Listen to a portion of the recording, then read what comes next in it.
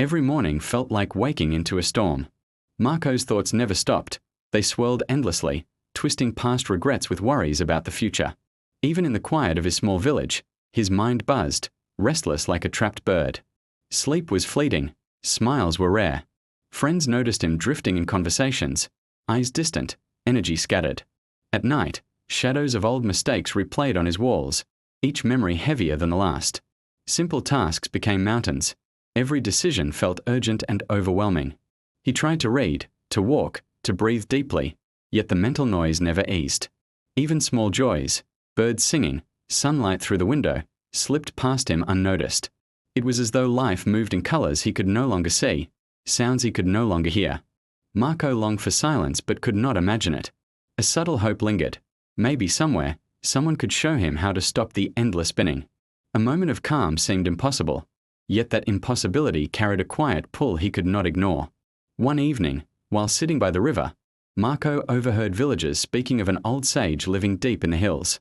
They whispered that this man had once guided countless minds to calmness, teaching them to quiet inner storms. Doubt immediately surfaced. Could anyone truly help him? Yet curiosity stirred, stronger than fear. The idea of peace felt like a faint light in a dark room, fragile but visible. Marco began imagining what it might be like to carry no weight of past mistakes or future anxieties, to walk freely without the constant chatter of thoughts. He pictured himself returning home, calm, present, smiling at simple joys he had long ignored. That vision sparked courage. The next morning, he packed lightly, leaving behind comfort for uncertainty. Each step toward the hills felt heavy with anticipation, yet lighter than the burden of endless rumination. Marco understood instinctively. If he did not take this first step, the storm inside him would never end. Somewhere ahead, he sensed, lay the beginning of a different life. After days of climbing narrow, winding paths, Marco finally reached the sage simple cottage. The old man greeted him with a calm smile, eyes closed as if listening to a world Marco could not hear. Without speaking of his troubles, the sage handed him a glass filled to the brim with water and said, "Walk to the end of the path and back. Do not spill a drop." Marco hesitated but accepted, realizing that focus alone mattered now. As he stepped onto the path, distractions surrounded him, dogs barking, villagers laughing, the wind rustling the trees, but his eyes never left the water. Each careful step felt heavy yet liberating. Thoughts of failure, regret, and fear began to fade as his attention anchored to the present. By the time he returned, his mind, for the first time, felt clear and quiet. The sage finally spoke. "Did you notice the world while walking?" Marco shook his head. "That is the secret," said the sage. "When you focus on this moment, there is no space for chaos." As Marco walked back toward the village, he felt a lightness he had never known. The restless storm inside him had calmed, replaced by a steady clarity. Memories of past mistakes no longer pressed on him. Worries about the future seemed distant, almost irrelevant. Each step felt intentional, each breath a reminder of presence.